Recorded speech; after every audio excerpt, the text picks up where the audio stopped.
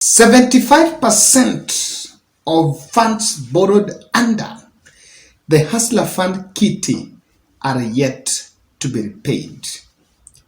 And it is a signal that maybe the young people or the people that borrowed that money have failed or refused to repay. State is now staring at collapse of Kenya Kwanza's most emotive campaign trail that was rashly launched on 1st of December. Welcome to the Bold Analysis. My name is Kevin Odwar.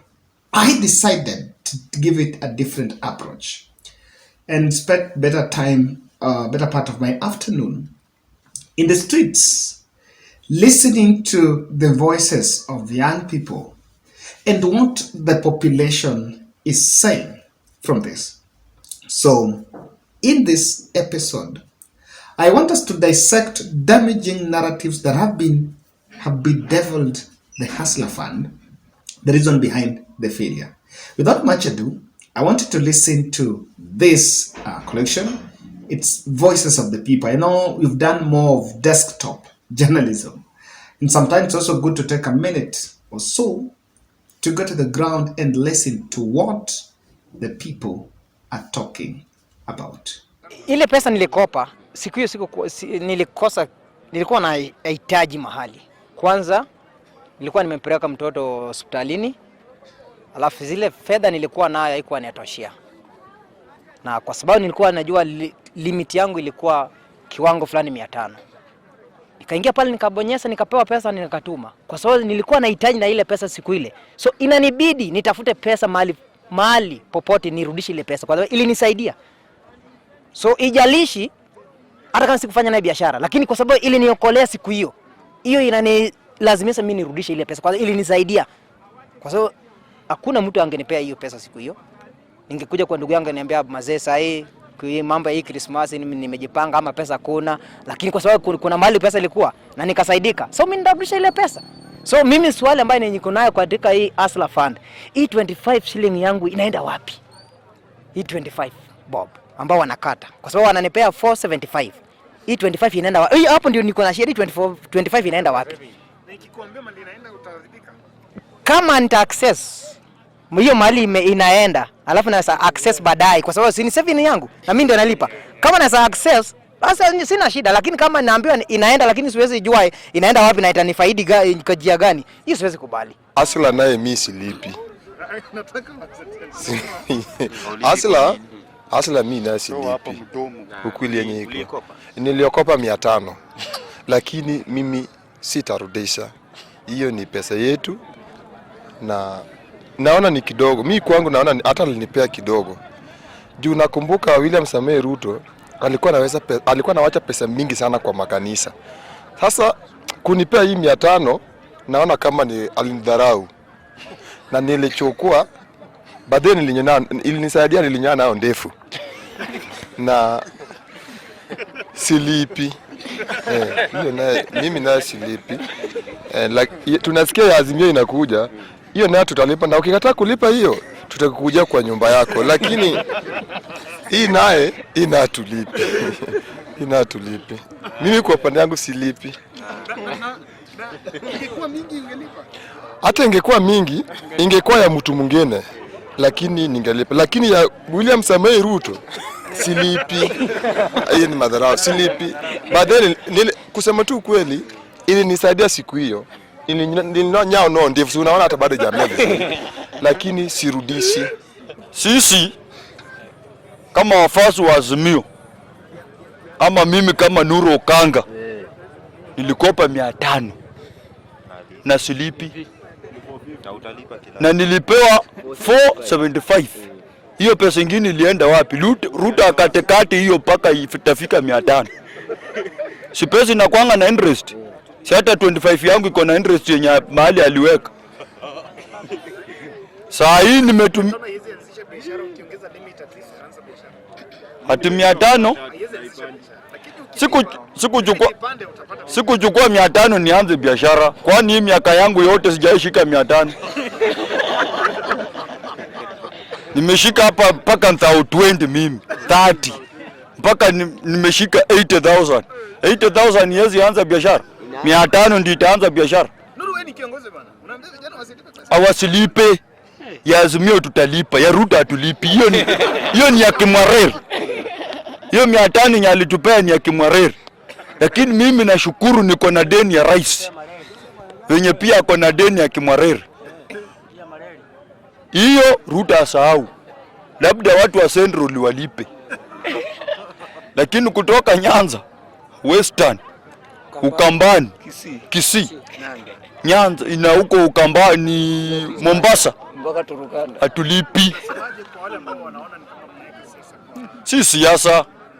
Sisi hatukuambia Ruto atuletee pesa ya loan.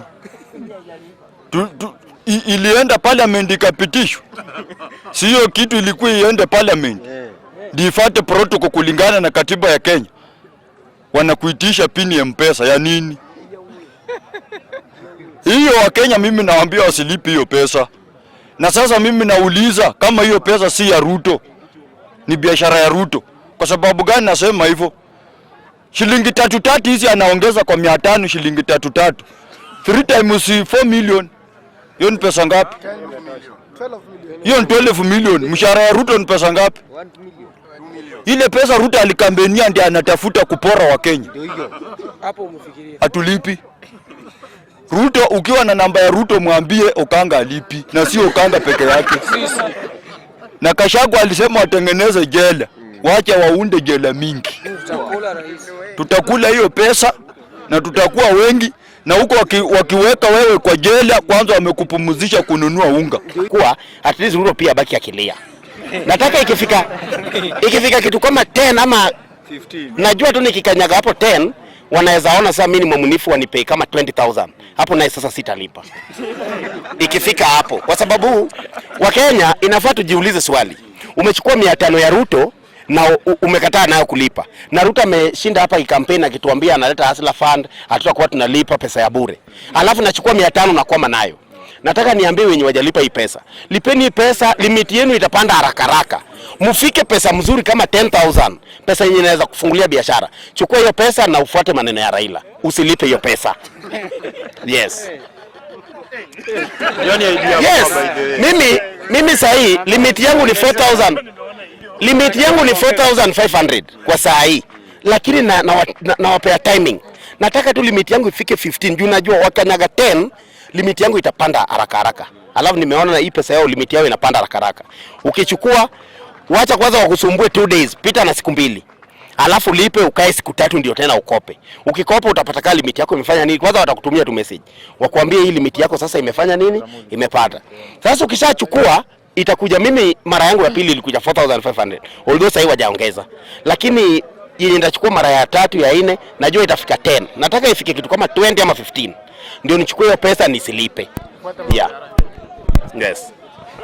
Asla, the narrative I'm now calling on the members of parliament and the members of the Senate actually to revisit the policy of this Hustler Fund. It should come kama msaada, should be an assistance to Kenyans because we are in catch-22 economic situation, or we are in a Oga where sobriety supersedes ignorance and mediocrity. We are very smart Kenyans. We are people of intellectual comportment. Saving, when 25% goes to saving, it must show which saving account. And do I have access? Do I have full access to my saving account? You cannot tell me that you are saving me money in a black, in some darkness, some corner in the darkness, that you are saving my money. Then number 2, there is a contradictory. There is a element of demagoguery when this Hustler Fund thing was coming to be implemented. You understand? Get this. When Ruto was campaigning during his campaign trail, we thought that Hustler Fund or any other fund would come in the aspect of Article 41 of our Constitution, whereby the government within its economic limits and capacity should assist its people, should actually encourage the right to access education, right to access any other thing and any other essential commodity.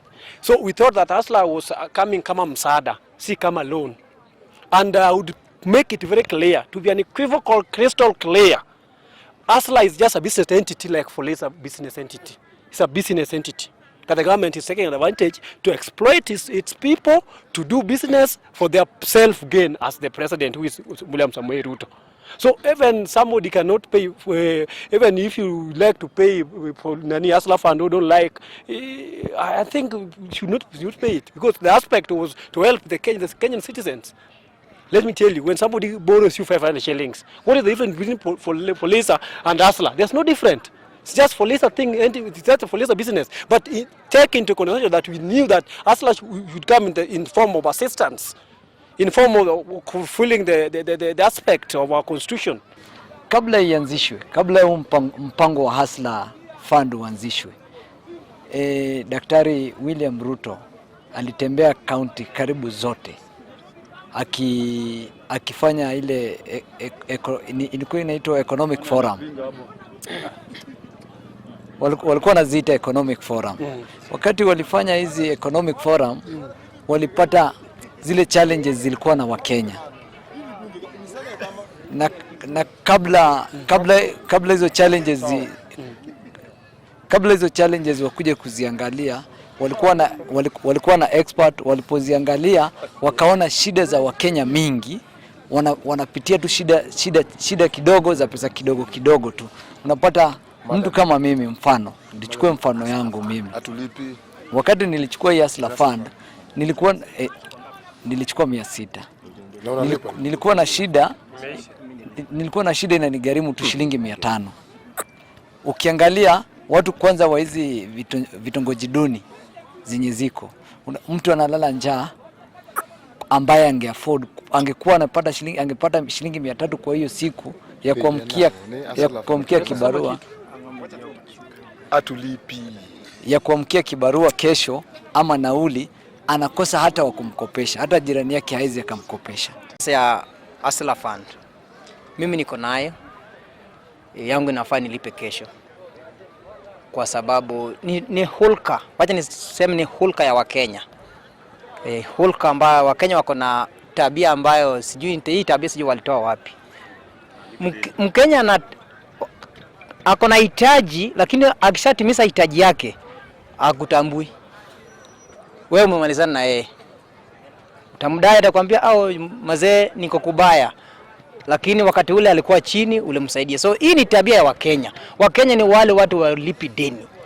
Kwa sababu mimi William amenisaidia na hii Hustler Fund, kwa sababu sikikuwa napewa pesa, nilikuwa na madeni, nilikuwa kwa CRB.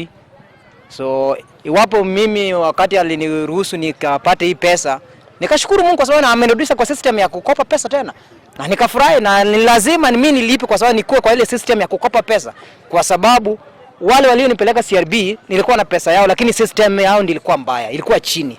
Wakati nililipa, system ilikuwa chini. So hawakuchukua pesa kwa ile nafasi, kwa ile muda ambao ilikuwa natakani nilipe. So baadaye nikagundua ya kwamba niko na deni mahali nimewekwa wapi CRB, na nikauliza hiyo pesa nilipa kitambo. So ni kama system yao ilikuwa wapi, ilikuwa chini. So nimepewa nafasi nyingine ili nikope pesa. Siwezi haribu hii nafasi. So Wakenya, tafadhali ninawaomba, lipa pesa. Hii pesa ni kidogo. 500 kwa siku 14 ni shilingi moja tu, unarudisha kwa 500 jamani. Hiyo ni pesa kidogo ambayo hata kama ni mshahara haiwezi aungerudisha na 100. Ladies and gentlemen, from these clips, there is no denial that something is amiss. And in my engagement, I just want to look at different aspects of this. Kindly subscribe to our channel, click the notification bell, and also like our video.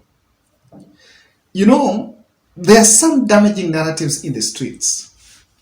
And these damaging narratives have really, sometimes it's what gets the ears of the people.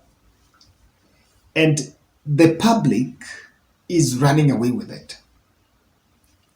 The first damaging narrative is that Hustler Fund is not alone. It's a political token. I remember Kenya Kwanza or William Ruto tried and personally went to Kericho, telling the voters in Kericho that look here, usikala kungoja pesa ya serikali, hakuna pesa ya bure. And that is something that they started communication and creating an awareness, making that U-turn that we were not going to give free money, but we are going to give loans. And what happened is the people, I think the population took the Azimio narrative, because Azimio narrative was that is not what Ruto promised. Of course, it's the truth that that's not what Ruto promised. He talked about zero interest, and they should take that money, not repay it. The narrative that Hustler Fund is not a loan, but is a political pledge, it's just a money given to people. That narrative is damaging. And I think if there are people who are advising the president on what exactly is the way forward, because we need to face these facts. If 75% is yet to be paid, we are in the first week, of which, if it was launched on 30th November, of course, so borrowers were supposed to borrow. Those who borrowed from the first few days were supposed to have 14 days. Then after 14 days to repay, then there is another grace period of 14 days, which is ending probably on 30th November, or rather January, not November, January. Then we're going to see another roll-up. So if this rate, because this rate is not improving, it's normal to say that, okay, we are giving them up to February. But don't you know that those who borrowed the first week ought to have paid? So if the defaulting rate is still standing at around 60 or 70%, then that's a red alert that something is amiss. Someone should tell the president and Kenya Kwanza that a majority of the population don't look at it as a loan. And while the politician, and you know, I analyzed here that why didn't we do demand creation in social media and in media, and even mainstream media, that we are going to give people loans? We just gave it, and then after unleashing the product, we were engaged in back and forth between what Raila is saying and what Gachagua is saying. Instead of telling people, really trying to push for the loan aspect, we were in back and forth between Sifuna and Gachagua and what so and so and what so and so. So politics took center stage. I want to acknowledge, if you listen to that clip, there is a gentleman there who is saying that kuna ile ya Raila, kuna ile the other regions. So it is convenient to say that maybe it's Raila supporters or people who are pro-Azimio who are taking the loans and they're not paying. It's convenient to say, but don't you know that that narrative is spreading across?